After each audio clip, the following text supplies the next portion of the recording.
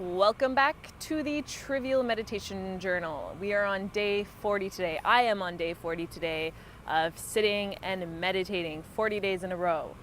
A friend asked me last night, "That's so great. Are you seeing any results?" And I knew even before he asked this that I wanted to make my 40th day video about results in relation to performance. Because what I want to present to you, my viewers, is a more honest and raw exploration of what some of these activities are like, instead of, again, glorifying things, glorifying successful people, glorifying millionaires, glorifying all these things that we don't quite understand the work and the hustle that goes into it. Now I'm just a mere child, like maybe yourself who's watching, so it's maybe interesting to hear me and relate to me, and I want to speak about what it's really like to meditate for 40 days in a row. Well, here's the first question. Did I really meditate 40 days in a row?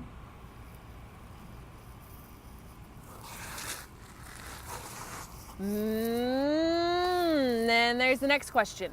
What is meditation? So I had a moment of feeling like, should I feel like a phony baloney for not actually having sat down 40 days in a row and pressing play on my Headspace app, which to me is my daily meditation? Should I feel like a phony? Should I feel like a phony? I don't really care. I don't think so. No, I don't think so. So when my friend asked, do you feel any results or difference in meditating every day? I actually thought no. And by the way, I've meditated like 99% of the time. 99% of the time. 99% of the time. And I say, well, no, actually, I don't feel any visible, remarkable results quite just yet. That's very cute.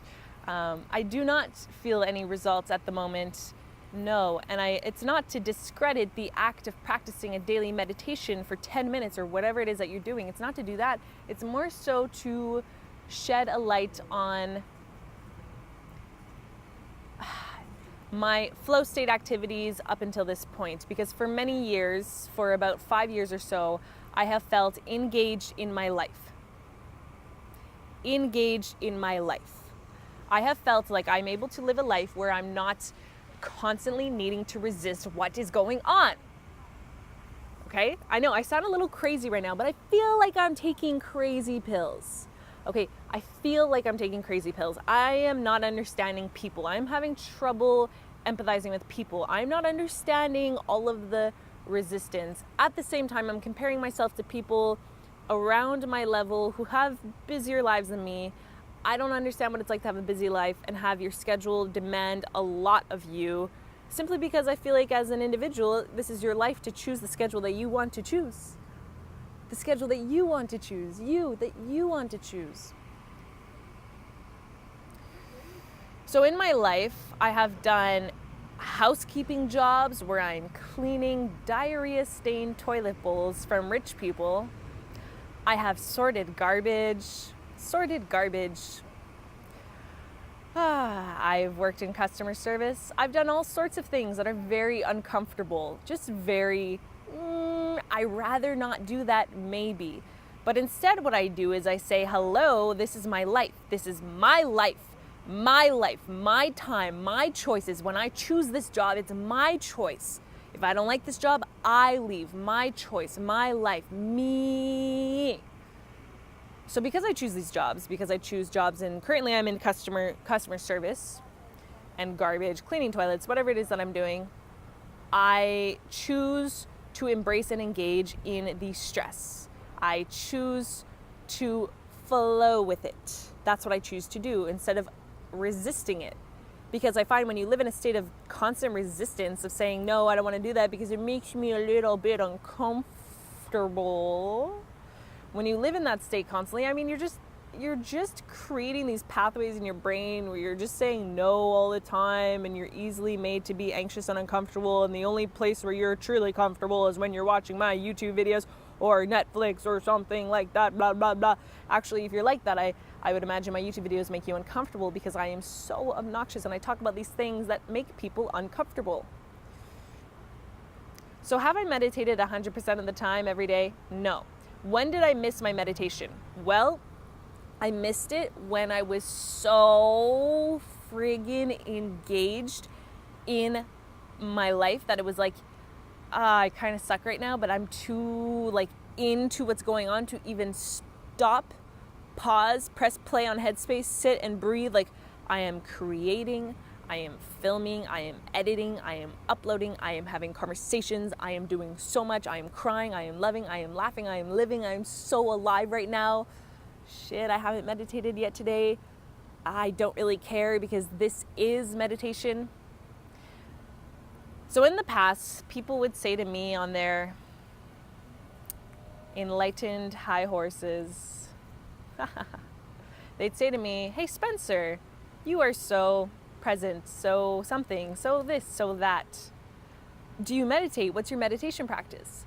And I would say very truthfully, because about 40 days ago I had no deliberate meditation practice, I would say, why no, my friend, I don't have a meditation practice. I just engage with life. I just let it come at me. I just let the things happen and I go with it and I honor the beauty of life. And I say that with joy and pride, knowing that I do indeed feel so good in this life. I do. And then they would say on their enlightened high horse, which is why I want to do a documentation of meditation.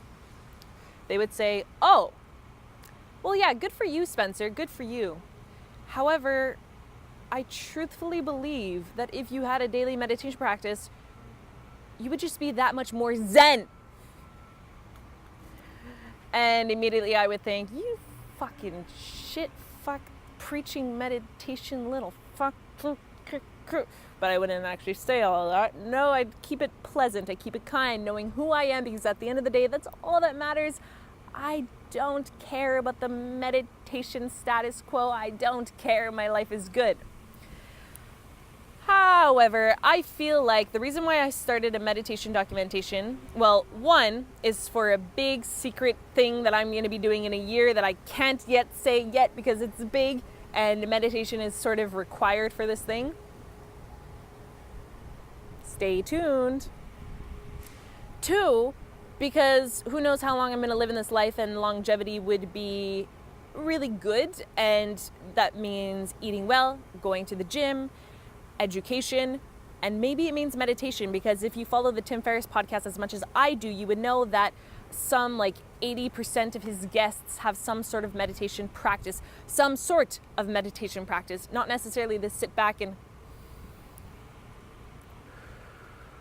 but some sort of meditation practice. So I thought, well, you know, that's a good enough statistic to go by, even though my life feels good and it feels good to be in my body regardless of a meditation sitting down practice. Those were two reasons. What's my third reason? Oh yes, my third reason. My third reason is precisely why I'm even documenting this, because I want to show you the different personas of someone who meditates, who lives their life as I might live my life, and to show you that it's not all dreadlocks and Zen man. It's not all of that, no. But instead you could be intense. Instead you could be whatever it is that you're gonna fucking be. And I wanna show you that you don't have to be perfect, that you don't have to be time to meditate. Yes. No. So the reason why I wanted to start meditating was I like to walk a talk, and I want to get the most out of my experience in this life. So I start meditating for the first two reasons I mentioned, even though I didn't quite clarify what the first one is. Ooh. But also to show you, hello, if you want to join me and start this meditation thing, let's do it, but let's just fucking relax a little bit. Let's get off of our freaking high horses about how meditation is the way to optimal living, and honor someone that maybe their way of optimal living is sorting garbage, or maybe their way of optimal living is just literally going for a walk for 5 minutes. Like walking from the car to your front door might be your meditation. Seriously. Oh God. So I want to walk this talk so that I can make these states of optimal presence more accessible to the regular person, and we could, again, stop fucking glorifying this bullshit high horse successful Zen person and just relax a little bit. And I'm not hating. I follow a lot of those bullshit Zen people. I might even become one of those people one day. You never know.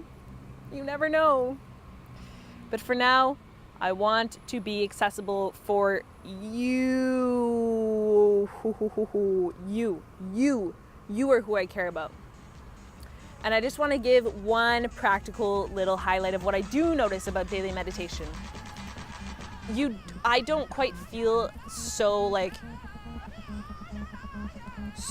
I don't always feel so in the zone when my eyelids are closed and I'm breathing and doing that stuff. I feel like I'm not doing it right. But it's 10 minutes later when I open my eyes. It's after I open my eyes that I sort of feel like, whoa. It's like the whole 10 minutes, meh. But immediately after, that was pretty cool. So that's one practical, hands-on, here's my experience. But everything else I said in this video, that's what's going on. So this was 40 days of meditation. Was it 100% of 40 days? No. Do you have a problem with that? Stop watching. Do you like what you see? Subscribe, like, and definitely comment. Thank you for watching.